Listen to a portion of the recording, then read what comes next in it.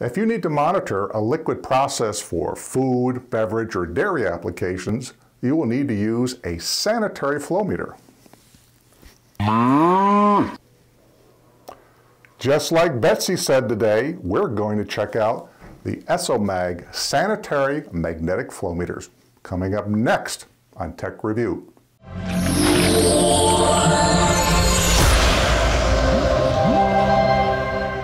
So, you need to monitor your sanitary liquid applications? One popular solution is to use a sanitary magnetic flow meter. Today we are going to check out the ISOMAG series sanitary magnetic flow meters. How it works. Well, way back in 1831, Michael Faraday discovered that electrical current can be generated with a magnetic field. So, about 100 years later, this theory was applied to electrically conductive liquids flowing in pipes, which resulted in the first electromagnetic flow meter. Thus was born the Faradays Law of magnetic induction, which states that the voltage induced across any conductor as it moves at right angles through a magnetic field is proportional to the velocity of the conductor. Still scratching your head? Well, let's break it down. Flashback. Do you remember when you were in science class back in grade school and the project was make a battery? You got a 6-volt lantern battery and you got a nail or a screw and some copper wire. And teacher said, make a battery. So what you basically did is take the copper wire and wrap it around this screw or a nail, and here we go.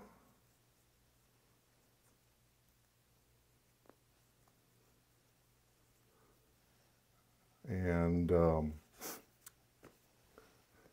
we take one end of the battery and hook this guy up here, and the other end of the battery get hooked up like that, and then this would turn into a magnet. And to verify that, there you go. I've made an electromagnet. How about that? Okay, what we have now is a diagram of how a magnetic flow meter works. So first off, we're going to take that copper wire and wrap it around this tube there to create the magnetic field. So it's basically going to be a curtain across this pipe. And then the conductive media, i.e. water-based applications that come through this magnetic field, create a current. And there'll be a button here and a button here, and those will be the electrodes that will actually measure the amount of current that's being created. And the more liquid that goes through that magnetic field, the greater the current. And that information will go up to the display or transmitter or amplifier to indicate the volumetric flow, or gallons per minute, or whatever other engineering unit you'd like, as far as the number of liquid passing through this field.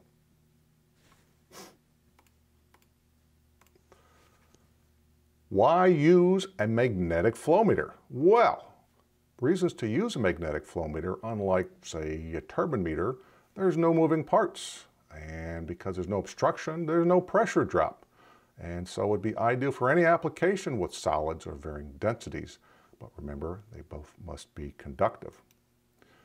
So let's break down the product that we're looking at today. This is the ISOMAG, the 2410 sensor itself. So the accuracy is about 0.2%. It's available in a variety of sizes in 1/8 to 4 inches. Wide flow ranges, pressures up to 230 psi, bidirectional like most mag meters. As we said, this is zero maintenance because there's no moving parts. And a telltale sign that it is a sanitary meter. It has tri-clover fittings on the end of the sensors over here. This particular series is rated 3A sanitary, so monitor your specific applications. Just because they have a tri-clover fitting does not mean it is a sanitary flow meter. Transmitter itself, we have a couple of them. The basic transmitter is the 110. The indicator can be mounted on the sensor, it can be remote. It's got a little door over here that you can open up. 3-button keypad to go and program the device there. So it's got a large display. 2 420 milliamps output, pulse output. You can get RS-485. You can also get Modbus and HART protocol. You can get a logger built into it if you'd like as well, with the standard alarm points and so on. And the power, you can get versions that run DC power and versions that run on AC power. There is a battery-powered transmitter indicator. In this case there, it's a simple 1-button programming, so it's really easy to work with. It's powered by an internal lithium battery, or you can power it with DC power or solar panel array. So for those unique remote applications, that might be a consideration. Again, all similar features to the other transmitters. Now, when we get into batch controlling, we could do a video just on batch controlling on all different flow meters there. And so it depends on how big or how fast your batch is. With sanitary meter applications, it's not uncommon to have very quick batching applications. So they have a very specific transmitter here with a high-speed batching output up to 400 samples a second. So it's a very specific application and need there. But it's not uncommon when you have a sanitary application, say you're filling up containers or bottles or things like that. So another neat feature from this particular manufacturer. So if you need to measure your water, your tomato soup, soda pop, beer, pharma, biotech, dog food, or milk, yes, milk, you will need a sanitary flow meter.